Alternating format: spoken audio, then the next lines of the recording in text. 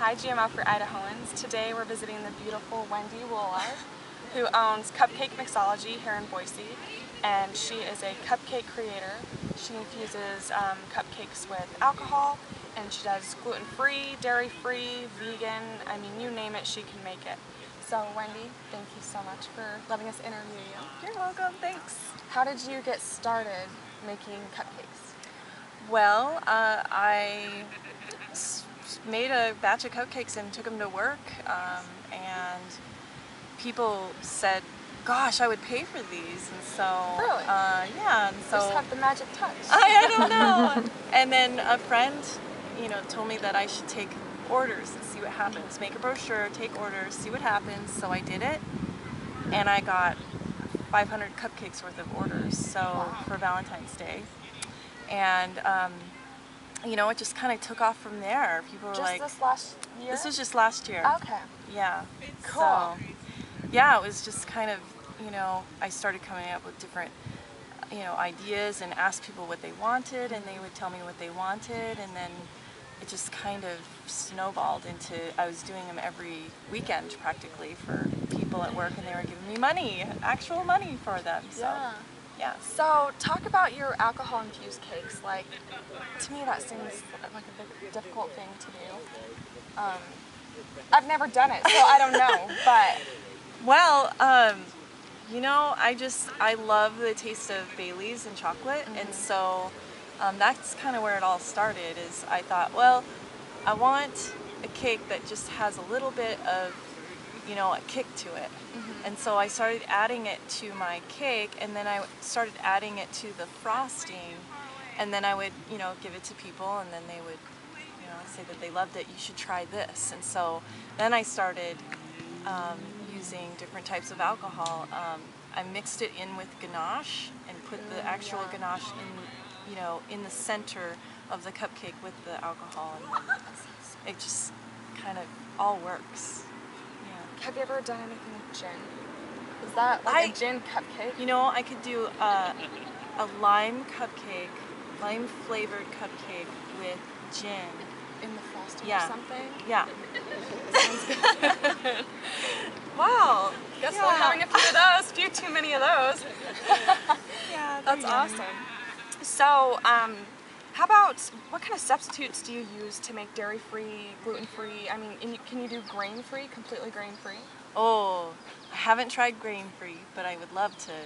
I love a good challenge, so I love it when people come to me and say, can you do this? And it's just totally off the wall, and I think about it, and it's like, yeah, I know I can do it. Yeah, so that's kind of how it all started, is people have come to me and say, hey, can you do a dairy-free cupcake, or can you do a gluten-free or vegan cupcake? And I always say yes, even though I have no idea, and then I'll look it up, and I'll find information, I'll try things out. One of the substitutes I use is Earth Balance, their butter. I use like a different, the Earth Balance butter, and it's a vegan butter.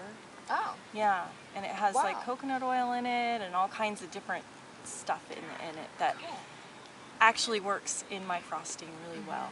Then for, instead of using butter in the cupcakes, I use grapeseed oil.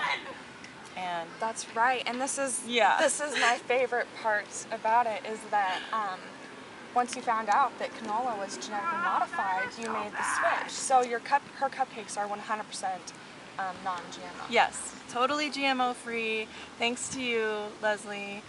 I love it. So exciting. One thing I really love is that, with the Real Food Connection, we were able to have a potluck and come together, share our food, and then share, stories.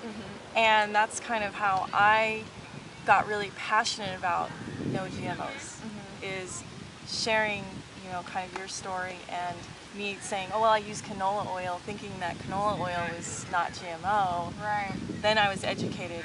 So by you educating me, I changed the way that I do my cupcakes.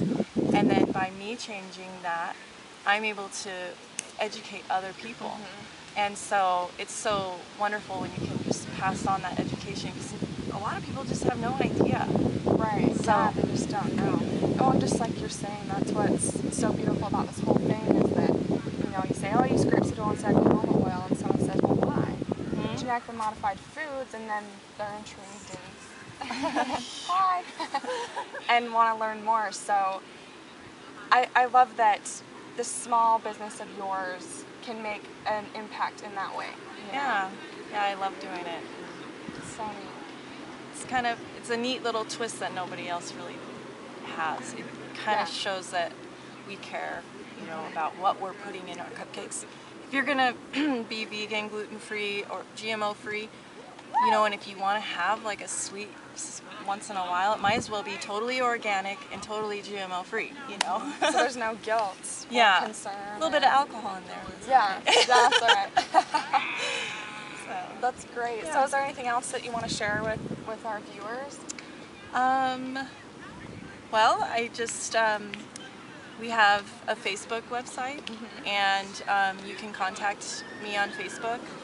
We're working on the actual website, and it is a process, and It takes time. you know, I'm mostly making cupcakes and, you know, working also, so, and then when I'm not doing that, I'm just wanting to enjoy life, so, you know, it's slow coming, but you can always, you know, get us on Facebook, just, you know, put in Cupcake Mixology and we'll pop right up, so. Cool. And we do, usually our cupcakes are anywhere from $22 to $24 a dozen, depending on what you want in them. So with alcohol, of course, that's decent. That's a decent price for what you're getting. Yeah. I mean, that's a high quality cupcake. Yeah, and we do towers, and yeah, it's very. I do spend more money, you know, because quality means a lot to me, and I don't know. I try to keep the price fair for everyone. So. I know what I was going to ask. Do you source any local ingredients when you can? Yes, I do. I try and get all of my ingredients from the co-op, or you know, I look for I look for the GMO-free eggs. You know, the free-range chicken eggs. I love that they're putting labels on things. Yeah, you know? they are starting to And label a lot more. I've noticed with the ingredients that I'm buying lately that they're saying right on the package GMO-free. Really? Yeah, so I go to the natural grocers and get some of my ingredients there. I also go to the farmer's market and get the gluten-free mix, the flour mix. So, you know, I try and keep it local, keep everything organic. When you can, Yeah. that's great. We did talk about how you use organic ingredients. Yeah. But I do also want to clarify with everyone that you're not using organic sugar, as in sugar beet sugar. Yeah, You use organic cane sugar, correct? Right. Okay. Cane sugar. It's at Costco.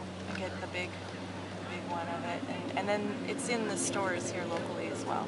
And it's the raw turbinado. Yes. So I think that also makes a difference, but I think it's really important that you're not using, I love that you're not using the organic sugar beet sugar, because 95% of sugar beets are genetically modified.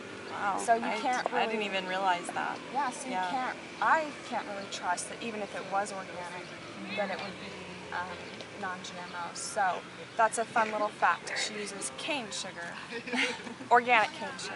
Yep. We also want to mention that, because I was wondering about the dye in frosting, and this is great too because you avoid food colorings. I try to. There's instances where people want blue, you know, or blue frosting or whatever, and so at their request, I'll do, you know, the food coloring. But I try and stay away from food coloring as much as possible, and I use natural, organic strawberries, raspberries for the pink colors. Beets. Well, I haven't used beets yet, but I've heard that it's a great way to do red. That'll probably change the taste though a little bit too with the beets. Red velvet is difficult because I don't like using beets. So I know there's an alternative out there, I've heard. of an alternative to beets that's organic. So I don't know what it is, but I'm sure there's something. Cool. Yeah. I love that, because just like genetically modified foods that are banned in several countries around the world, so are a lot of food dyes.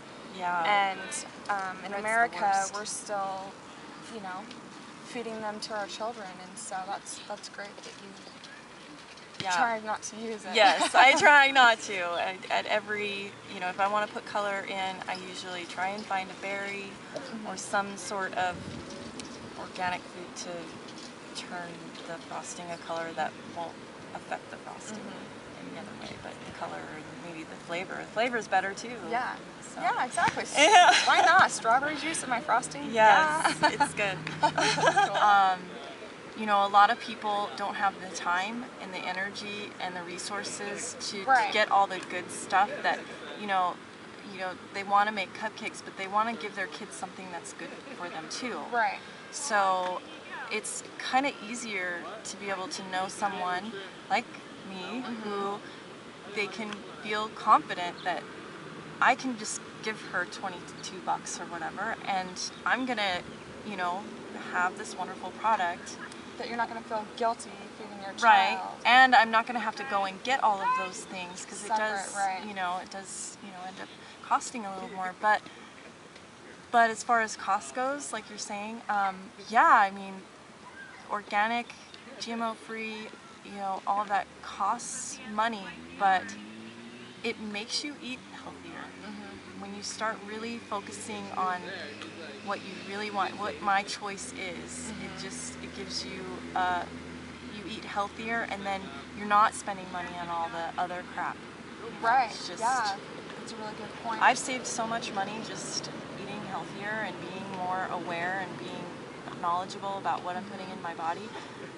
You know, I walk down to the little farmer's market down here to get my little things that I need for the week, and I don't spend the money to go drive to the grocery store. And, you know, I mean, there's always like a trade-off. Yeah, well, and we were talking about this too, and Jenny mentioned this. One of the reasons that she got so, why she was so blown away by genetically modified foods when she learned is because she felt like she's been feeding her kids poison and thought she was giving them healthy alternatives, because she was a label reader. Yeah. And we were talking about this, and so what I was going to say with the cupcake is it's a cupcake. You might think junk food. Right. But when you're processed. when you're using these ingredients, it changes that, and mothers don't have to feel bad about feeding their child a cupcake. Right. Yeah, and that's where I'm at. I mean, I have kids. I don't want to give them things that are going to hurt them. You know, I figure if I'm putting something organic, you know, if it's all organic ingredients, gluten-free, then, you know, it seems better. Yeah. You know, you can still enjoy life and, you know, eat healthy and have a cupcake every once in a while. Right. Yes. I love you know? it. Yeah. Well, show everyone your logo. So this is the Cupcake Mixology logo, and Wendy donated to GMO-free Idaho. She sponsored us and our t-shirt making, and so we've put her logo on the back of our new shirts. So you can get those online, gmofreeidaho.com.